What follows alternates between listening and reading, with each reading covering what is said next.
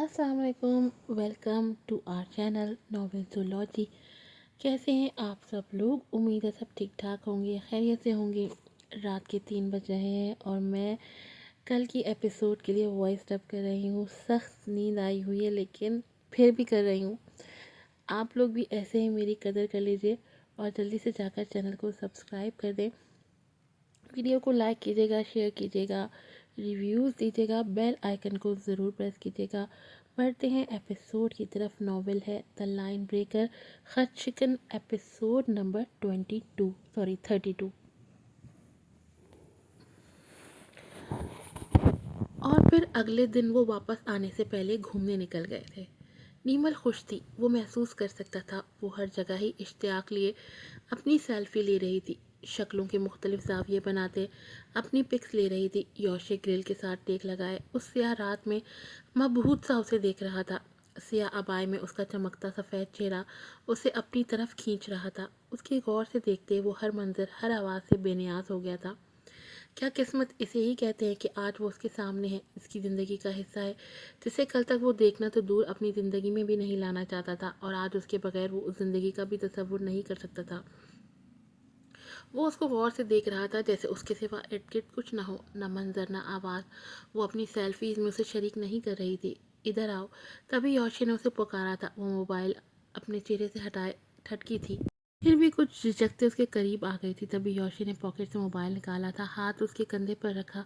नीमल ने उसे चौंक कर देखा। तभी क्लिक से योशी ने तस्वीर उतारी थी। ये उनकी ज़िंदगी की पहली तस्वीर थी। वो शॉपिंग मॉल में थे। कुछ लेना है? योशी ने सरसरी अंदाज में पूछा था। नीमल ने तीखी नज़रों से उसे देखा था। इस्लाम की बातें तो बड़ी करता है, ऐसे पूछना बनता है? अब सामने वाला तो मना ही करेगा। इतना अच्छा बन रहा है तो चुप करके दिलवा दे, दिल ने शिकायत की थी। आंखें पड़ते नीमल की नज़र शोकेस में रखे नेकलेस पर पड़ी। मॉम के पास भी कुछ ऐसा ही नेकलेस है जो उसे बहुत अच्छा लगता था। योशी ने उसके इन्हिमाक को नोट किया था। लेना चाहती हो? नीमल ने हाँ में सर हिलाकर दुकान में कदम रखा। फिर सेल बॉय को हार की तरफ इशारा करके बताया। लम्हे बाद ही सेल बॉय डमी पर से नेकलेस उतार रहा था। नीमल की तवज्जो वहीं थी, तभी वो ठटकी थी। अपने दिल को तस्कीन पहुंचाने के लिए वो फरमाइश तो कर गई थी, लेकिन नेकलेस के पीछे लगा पैसों का टैग उसे ज़रा परेशान कर गया था। वो काफ़ी महंगा नेकलेस था। उसने ज़रा झिझकते योशी की तरफ देखा। दिलवा सकते हो, ये काफ़ी महंगा है।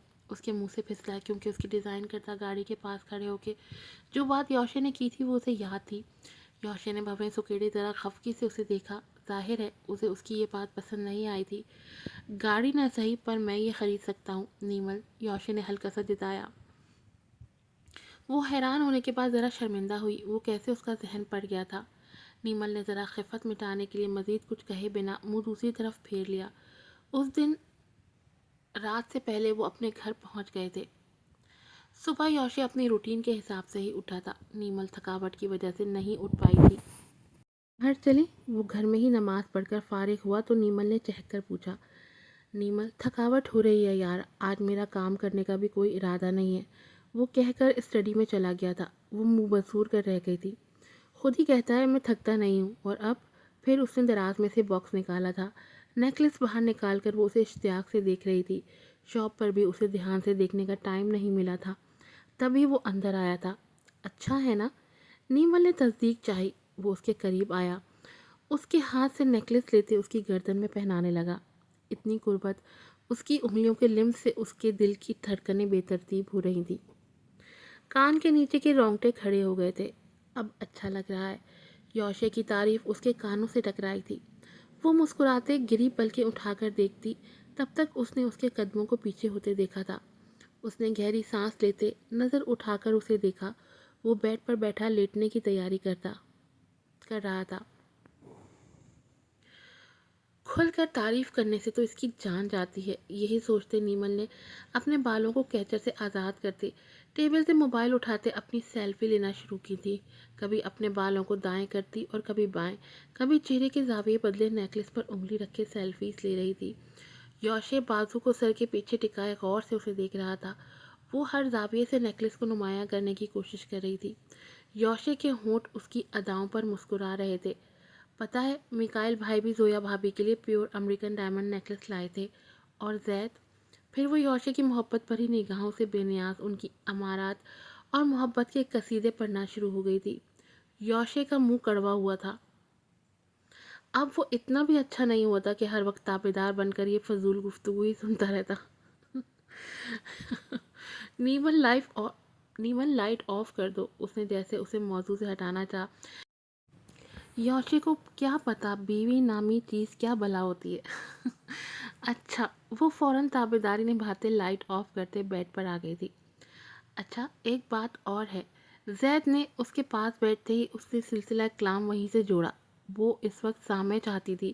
یوشے نے ضبط سے آنکھیں بند کی۔ نیمل، تم لیٹ کر بھی بات کر سکتی ہو۔ یوشے نے اس کا ذہن پٹکانے کی ایک اور چھوٹی کوشش کی۔ نہیں، لیٹ کر مجھے صحیح سے طرح سے بات نہیں ہوگی، تم توجہ سے نہیں سنو گے۔ نیمل، میں تمہاری ہر بات توجہ سے سنتا ہوں، یوشے نے اسے احساس دلاتے جتایا۔ تم نے مجھے بھی اتنا مہنگا نیکلس دلوا دیا، میں تمہیں پیسے دے دیتی۔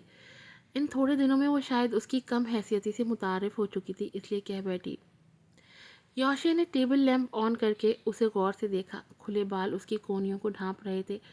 اس کی نظر اس کے بالوں سے ہوتی چہرے پر پڑی۔ وہ فکر مندی سے اسے دیکھ رہی تھی۔ وہ اسے دیکھتے کہیں اور پہنچ رہا تھا۔ کل تک جو اسے نفرت کرتی تھی، آج اس کے پیسے خرچ ہو جانے پر فکر مندی ہو رہی تھی۔ بس میرا دل چاہا دے دیا، اور تمہارے پاس اتنے پیسے کہاں سے آئے؟ یوشے نے پوچھا۔ بہت پیسے ہیں میرے پاس، ممی پاپا کے دیے ہوئے، ممی کی جیولری، اور پچھلے 2 سالوں سے میں نے کمانے کے علاوہ کیا کیا ہے؟ بات کے اختتام تک اس کا گلا رون گیا تھا۔ وہ اس کی تکلیف محسوس کر رہا تھا۔ ایک ایسی شادی شدہ لڑکی جس کا شوہر ہی اسے چھوڑ کر چلا گیا ہو، جس کے پاس سب کچھ ہو لیکن زندگی گزارنے کا مقصد نہ ہو، اسے یہی نہ پتا ہو کہ جس کشتی میں وہ سوار ہے کبھی کنارے پر لگے گی بھی کہ نہیں۔ یقیناً نیمل کی تکلیف اس کی اذیت سے بڑی تھی، کم از کم وہ اس کی تکلیف سے آشنا تھا۔ سوتے ہیں، کہتے ہی آنکھ سے نکلنے والے آنسو کو صاف کرتی وہ اپنی سائٹ پر لیٹ گئی۔ یوشے کتنی ہی دیر اس کے گھنے بالوں کو دیکھتا رہا تھا۔ نیمل، ادھر آؤ۔ تبھی یوشے کی گھمبیر آواز اس کے کانوں سے ٹکرائی تھی۔ اس نے ٹھٹک کر گردن موڑ کر دیکھا، پھر کچھ جھجکتے اس کے کندھے پر سر رکھ دیا تھا۔ بنا کچھ کہے وہ پوروں سے اس کا سر سہلا رہا تھا۔ نیمل کو اپنے جسم سے گرم بھاپ نکلتی محسوس ہو رہی تھی۔ یوشے کی پوروں سے نکلتی ٹھنڈک اسے اپنے بالوں سے گزرتی چہرے تک پہنچتی محسوس ہو رہی تھی۔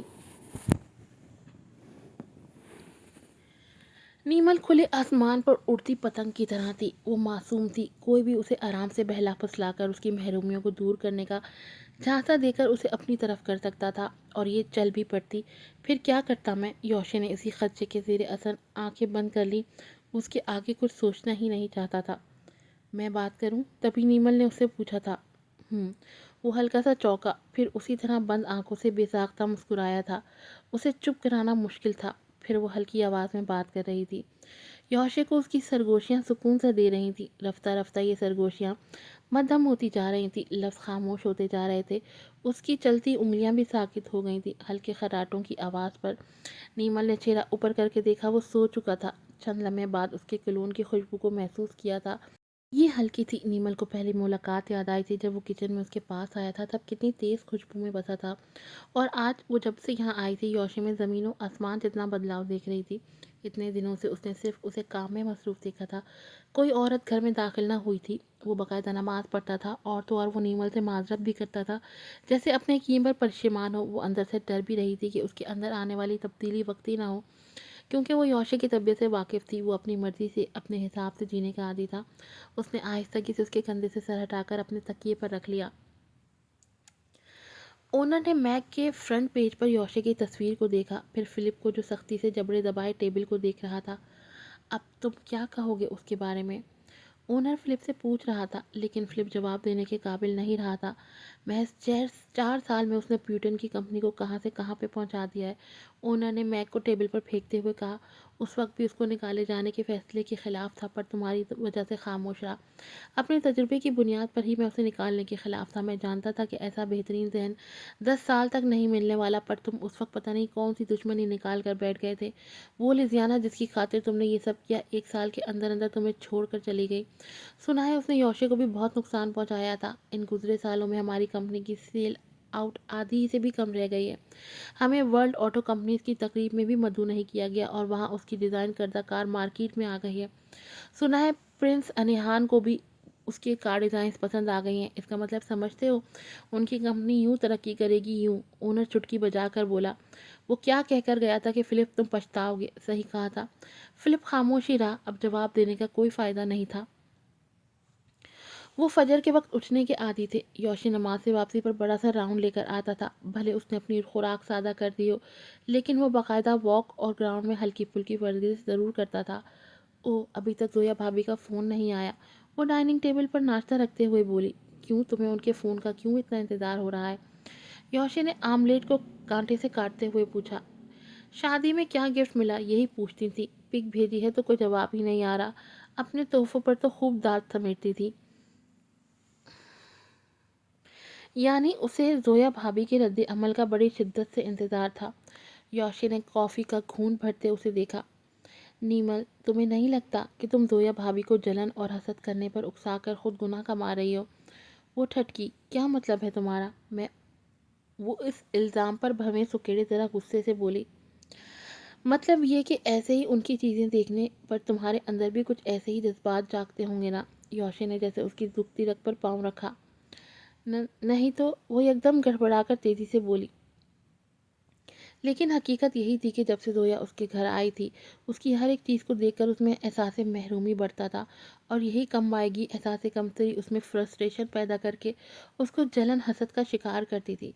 फिर तुम्हारे अंदर भी जलन और हसद जैसे जज्बात पैदा होते होंगे। वो आंखें खोले उसे देख रही थी जैसे वो उसका जहन पढ़ रहा हो। और फिर तुम्हारा यही हसद शिकायतों में बदल जाता होगा।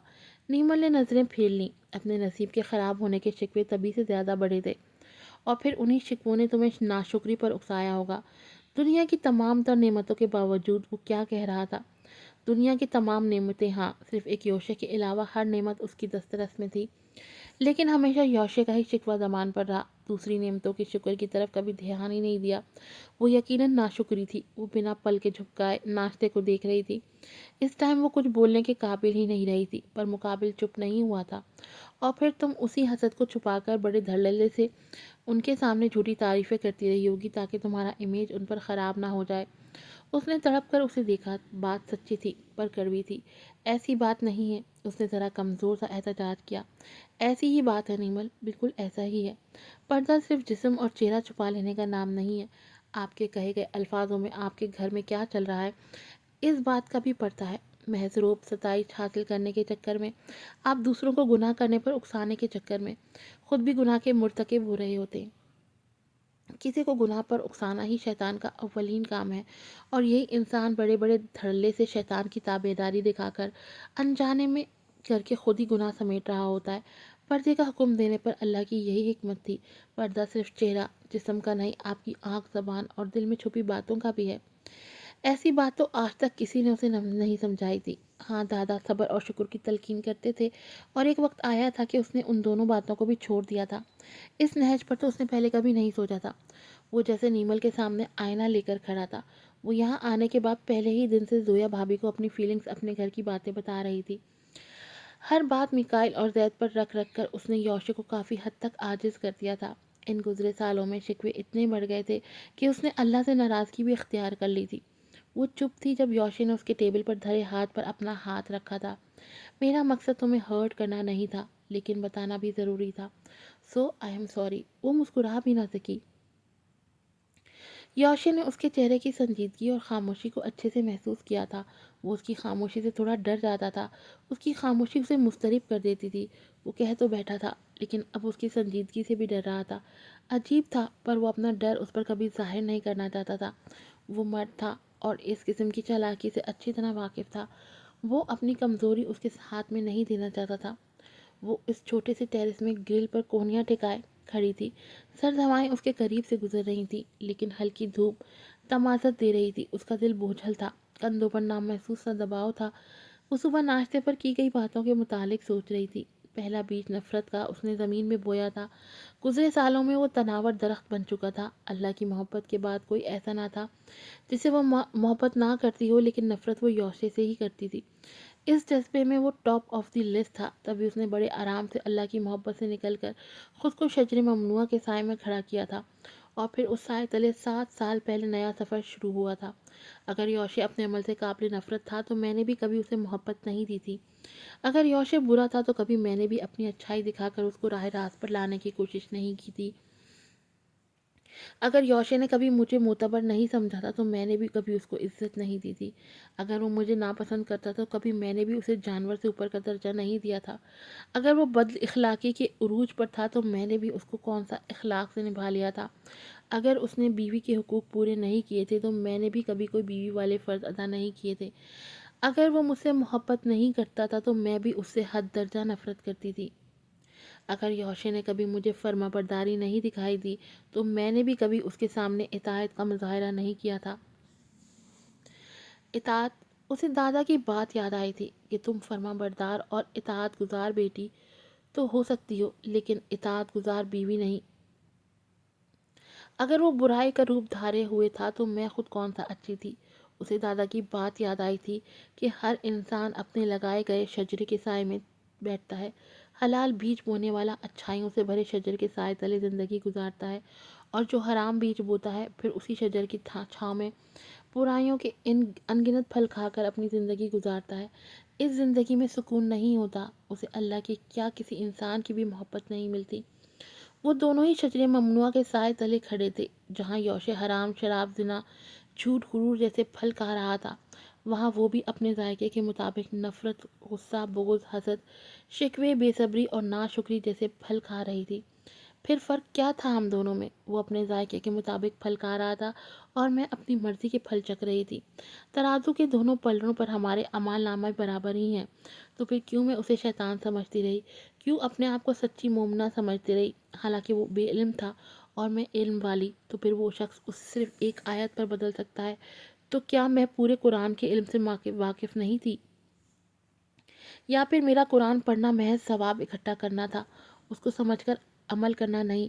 یوشے کا ایمان پختہ ہو رہا تھا کیونکہ وہ اس کو سمجھ کر اپنے نفس کو تابع کر رہا تھا، اور میں سمجھ کر بھی نفس کے تابع ہو رہی تھی۔ دادا نے صحیح کہا، مجھے بے سکونی کے علاوہ کیا ملنا تھا؟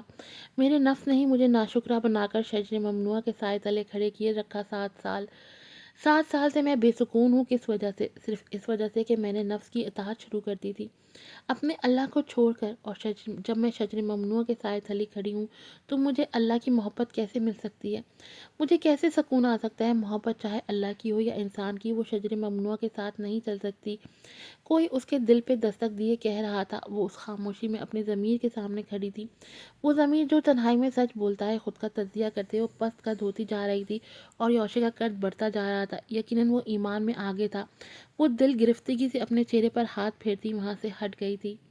آج کی ایپیسوڈ میرے نظر میں بہت بہت اچھی ایپیسوڈ ہے۔ پھر ملوں گی آپ سے نئی ایپیسوڈ کے ساتھ۔ السلام علیکم۔